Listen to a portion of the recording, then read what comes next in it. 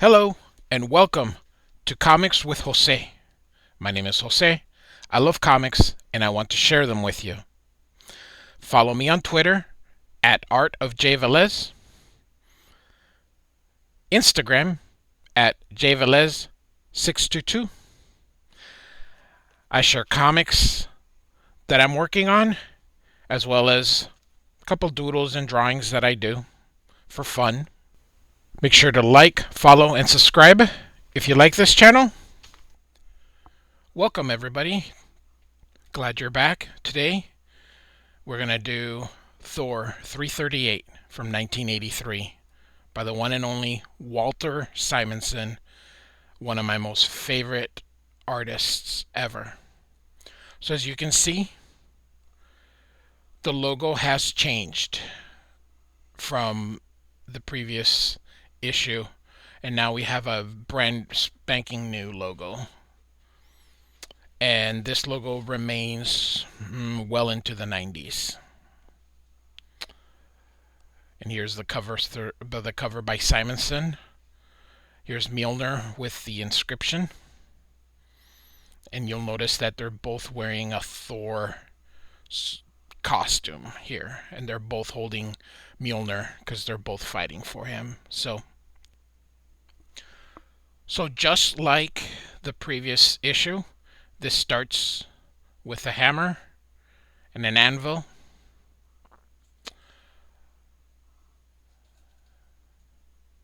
And the words Doom. Again, we do not know who this is, as this is setting up a story further into the future. And so now on the next page, we begin where we left off. Donald Blake begging Odin to hear him because he took Beta Ray Bill.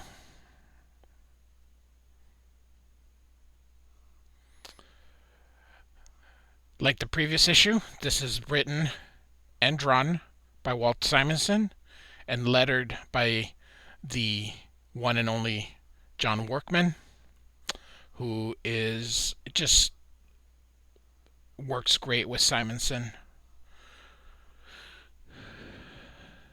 And if you all remember, Nick Fury is still there.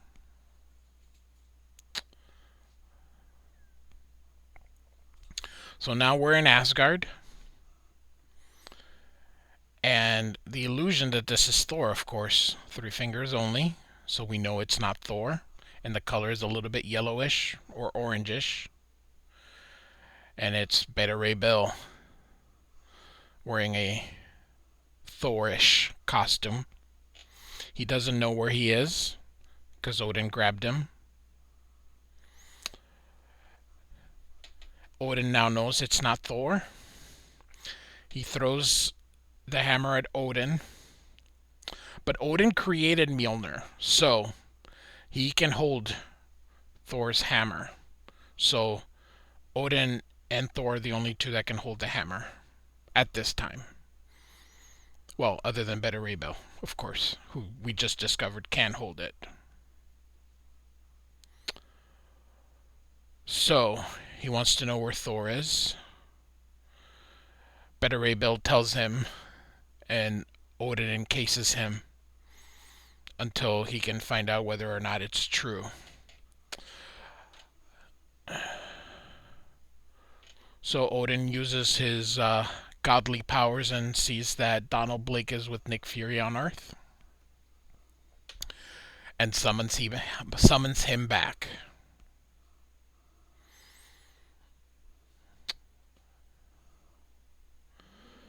He has returned and transformed into Thor without the need of the hammer. So Thor tells him that they were in a battle. He frees him, and they go up to the mountain to talk, to see if they can come to terms, because Beta Ray Bill wants the hammer. And of course, Thor does not want to give him the hammer. Look at this amazing cape. Uh, Simonson also, you can just tell these guys inspired the image guys that would come in later. Here you can just tell their stuff without having to draw a lot of stuff.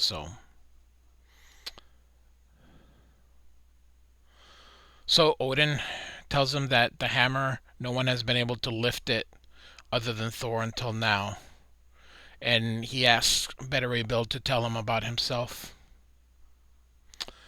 In the meantime, here's Sif, and she hears something. Sees Thor kissing Lorelei, whom we met last issue, making her jealous. She reacts by punching them both.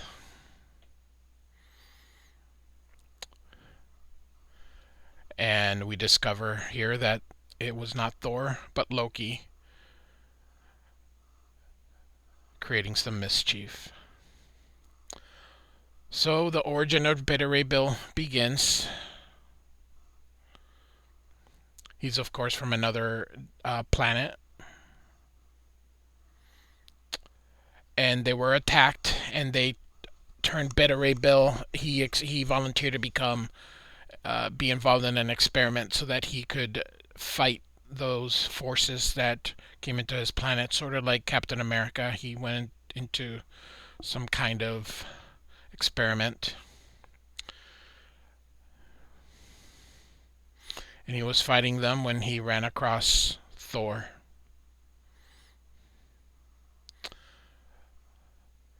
He said that he won the hammer in combat, but of course he beat Don Blake, not Thor. Thor's reminding him of that. So, as in the cover, you can see the inscriptions. Whoever holds this hammer, if he be worthy, shall possess the power of Thor. So obviously, Beta Ray Bill is worthy. He wants to use the hammer to fight what he calls demons and free his people. So they will go to single combat, the way of the warriors, meaning till death, and they both agree. So Beta Ray Bill is once again himself, is not dressed like Thor anymore. The price is the hammer, and off they go to fight in one of the places called Scartheme. John Workman's lettering, again, just amazing. His special effects. Here's those Kirby dots. Again, Simonson is inspired by Jack Kirby, but he's so much better. 100 times better. You can just look. He doesn't have that blockiness. It just looks amazing. And as everybody that has heard these knows that I respect Jack Kirby, just not a big fan. So here we go. They're in this land called Scartheme, and the battle begins. I love his composition. Simonson is just, his composition is second to none. Shows you close-ups, shows you the land. Once again, the close-ups. Amazing storyteller he is.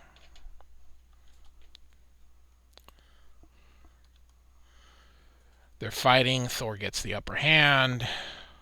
Once again, look how he does. I just love the fire, the way everything about Simonson. I just love how he draws. He's definitely he's up there. He is just one of the greatest. I have the artist edition of this collection as well. Just wonderful work.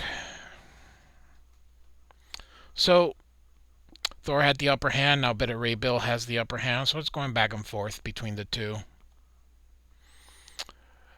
Meanwhile, again, Volstagg is trying to get Balder out of his rut that he's currently in.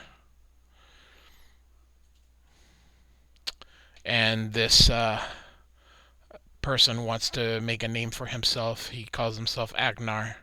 He wants to make a name for himself by beating Balder.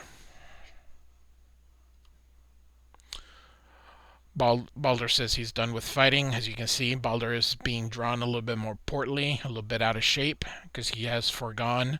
All he does is eat and sleep. Volstagg has had enough and is going to tell him the story of what happened to Balder. It just is so funny. As I had shown you before, Simonson loves, he'll pick a panel that he will draw and put his signature on it. Not very many artists do this, but he does. We go back to Thor and Beta Ray Bill fighting. Beta Ray Bill seems to have gained the upper hand.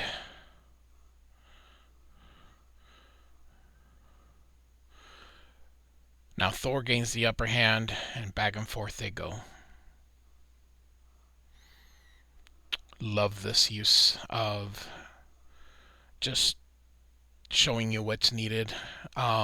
Just the line work again. It's spectacular, very simple, and yet you get the whole picture. They both lose consciousness, and they're about to go down this lava waterfall or lava fall. And they're both going to perish. However, Beta Ray Bill wakes up and he's contemplating leaving Thor because, of course, the fight was to the death. But he decides Thor is too honorable and he jumps safely, and they both end up in Asgard. And he tells Odin that he has won and the hammer is his. This story, again, it's Walter Simonson's second run in Thor. This is his second issue as writer and artist, and he's setting up a saga. His whole run is really one big story. So I hope you enjoyed Thor 338, written and drawn by Walter Simonson with lettering by John Workman.